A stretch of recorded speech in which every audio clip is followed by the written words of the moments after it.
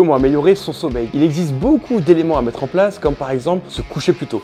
Mais qu'en est-il vraiment de la position dans laquelle dormir? Sur le dos, sur le ventre, sur le côté, ou alors même en grenouille? Et la literie est-elle vraiment importante? On a déjà tous vécu des nuits de plus ou moins bonne qualité quand on était chez des amis ou alors dans des hôtels avec des lits super moelleux.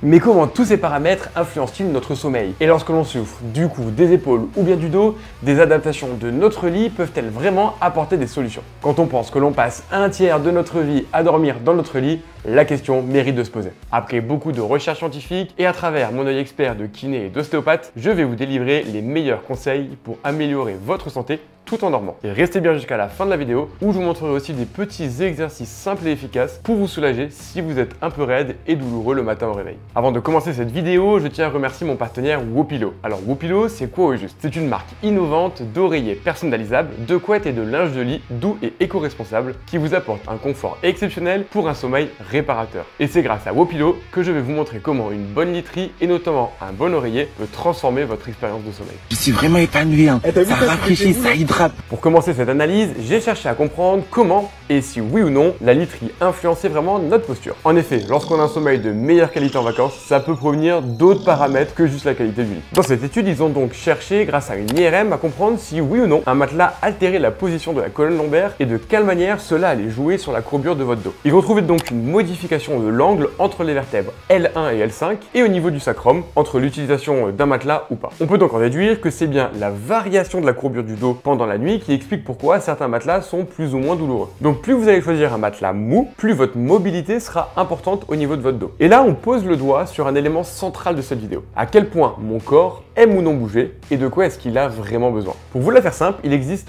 deux grands schémas d'individus. Les personnes très raides et les personnes très souple. On est clairement dans les deux extrêmes. Une personne trop souple va souffrir de cet excès d'amplitude, comme par exemple les personnes laxes, ou bien dans certaines pathologies comme un spondylolisthésis. Elles auront besoin d'un matelas un peu plus raide pour les stabiliser. A l'inverse, les individus raides, ou certaines pathologies comme des spondylarthrites ankylosantes, préfèrent généralement des matelas plus souples pour épouser et mieux répartir les contraintes. Car oui, douleur et sommeil sont souvent liés. Il est commun de retrouver une perturbation du sommeil chez les personnes souffrant de douleurs de dos, mais aussi d'autres articulations, comme par exemple ici les épaules. Dans cette étude, ils ne définissent pas si la position est la source de la douleur, donc quid de l'œuf ou de la poule. Mais adapter son sommeil ou comment dormir peut faire partie intégrante d'une rééducation de vos épaules afin de ne pas par exemple entretenir une situation douloureuse. Alors, lorsqu'on souffre du dos, du cou ou des épaules, les matelas et nos positions de sommeil ont-elles un réel impact quand on sait que l'on bouge énormément lorsqu'on dort? C'est ce qu'ont cherché à évaluer Jacobson et collaborateurs en 2010 en analysant la qualité du sommeil ainsi que les douleurs des participants. Ils ont ainsi modifié les literies pour avoir un matelas mi-ferme mais aussi adapté à chacun en fonction de leurs mesures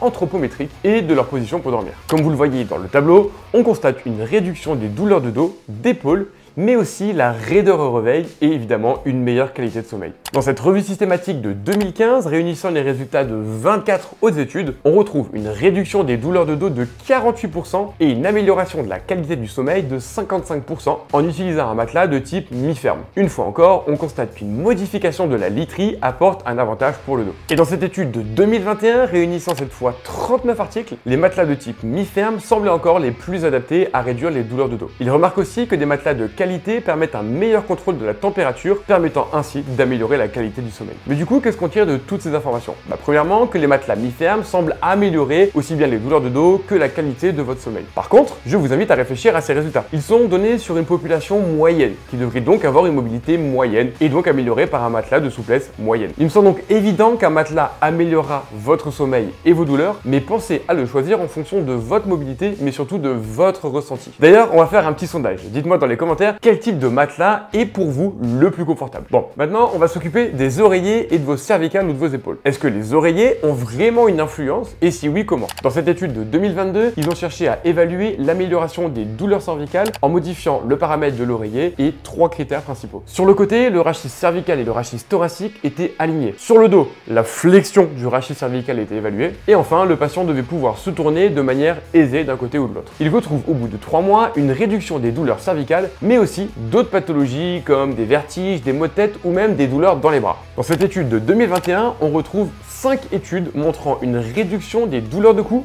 des maux de tête ou encore des douleurs au niveau des omoplates en fonction des oreillers utilisés. Donc les oreillers peuvent avoir un réel impact positif. Mais quelle forme et quel modèle choisir exactement? C'est ce qu'ont cherché à comprendre Lei et collaborateurs dans cette étude extrêmement complète en voulant définir un modèle d'oreiller optimal pour un individu. Et ils ont analysé la courbure au niveau des cervicales, la hauteur de l'oreiller et les pressions associées, mais aussi les activations musculaires en fonction des différentes positions. Les auteurs concluent qu'ils ne peuvent établir de consensus pour un oreiller optimal pour chaque individu. Et ça me semble tout à fait logique. Les raideurs, les tensions musculaires ou encore la sensibilité de chacun ne permettent pas de définir un modèle d'oreiller pour tout le monde. Par contre, celui-ci a une réelle importance. Mais si le problème ne venait pas du matelas, des oreillers, mais plutôt de la position dans laquelle on dort. En 2019, Carrie et collaborateurs cherchent à comprendre la meilleure position pour se protéger de douleurs de dos. Et ils concluent que la position du sommeil peut améliorer ou réduire les douleurs de dos. Certaines études retrouvent que ceux dormant sur le côté avaient moins de douleurs que en 3/4 sur le ventre ou ventral. Cependant, il y a d'autres études qui contredisent cet avantage et certains annoncent que dormir sur le dos multiplie par 1,9 le risque de douleur.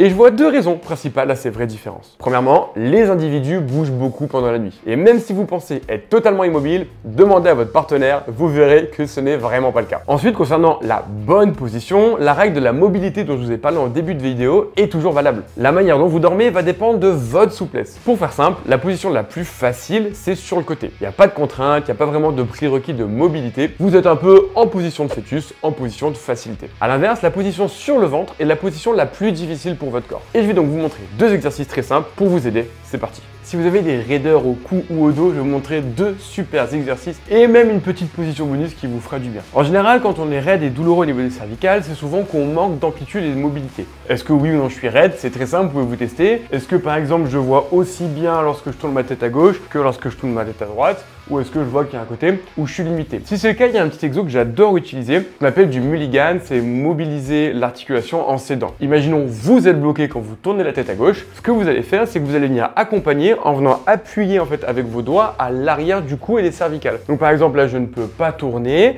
et bien je vais essayer avec ma main d'accompagner ma rotation au niveau de mes cervicales. C'est important parce que vous avez besoin d'avoir une bonne rotation cervicale pour pouvoir par exemple dormir sur le ventre. C'est pour ça que nos personnes âgées ne dorment plus sur le ventre parce qu'avec l'arthrose, elles sont complètement bloquées et ça devient douloureux. Donc vous venez tourner la tête à fond, vous essayez d'accompagner avec une main ou avec les deux et vous faites comme ça 10, 15, 20 répétitions pour essayer de gagner sur cette amplitude. Mais pour dormir sur le ventre, il y a un deuxième prérequis de mobilité qui est d'avoir une bonne extension lombaire. Pour faire simple, quand vous dormez et que vous êtes sur le ventre, on l'a vu, il faut une bonne rotation cervicale, mais il faut aussi, au niveau de votre bas du dos, avoir de l'extension. Parce que lorsque je suis ici, je suis en extension. Pour ça, le meilleur mouvement pour moi, c'est le cobra. Vous allez venir monter ici, redescendre et faire comme ça plusieurs répétitions. En faisant ça, ça va permettre d'habituer votre dos à cette extension et en y étant habitué, vous aurez beaucoup moins de douleur le matin au réveil. Parce qu'imaginez que vous êtes complètement raide et vous tirez sur un truc où vous êtes raide pendant 8 heures, vous ne seriez pas surpris d'avoir des douleurs. Et bien c'est ce qui se passe au niveau de vos cervicales et au niveau de vos lombaires. Le dernier petit tips, si vraiment vous êtes trop bloqué, que vous n'arrivez pas à dormir dans cette position mais que vous aimez dormir dans cette position, c'est très simple, ça va être d'utiliser un coussin. Pourquoi? En fait, vous allez grâce à ce coussin réduire votre amplitude de rotation.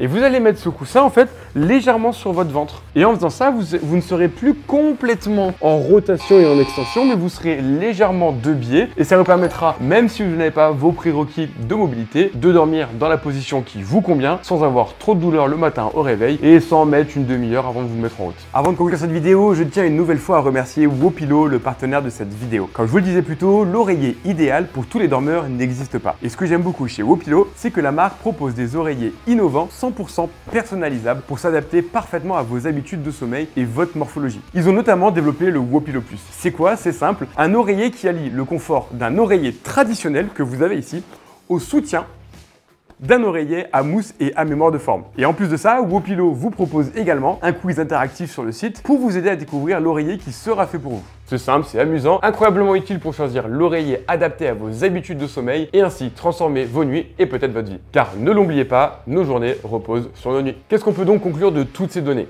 L'élément principal est qu'il n'existe aucune règle et que le meilleur conseil que je puisse vous donner est d'essayer de comprendre ce qui vous convient. Par contre, il semble maintenant évident que de choisir un matelas et un oreiller de qualité est primordial pour améliorer la qualité de vos sommeils et pour vous aider à réduire vos douleurs. Sur ce dernier point, je ne peux donc que vous inviter à chercher aussi à comprendre pourquoi est-ce que vous avez des des douleurs de dos ou d'épaule le matin au réveil. Évidemment, consultez un thérapeute pour traiter un problème beaucoup plus profond. Mais si vous souhaitez passer un tiers de votre vie dans les meilleures conditions possibles et y passer aussi du temps plus heureux avec votre ou vos partenaires, vous avez maintenant toutes les clés en main. Pensez à liker cette vidéo, si elle vous semble utile, partagez-la et abonnez-vous car je vous ai prévu une seconde vidéo où je vais vous partager 5 conseils pour vous aider à améliorer votre sommeil et être moins fatigué, donc restez attentifs.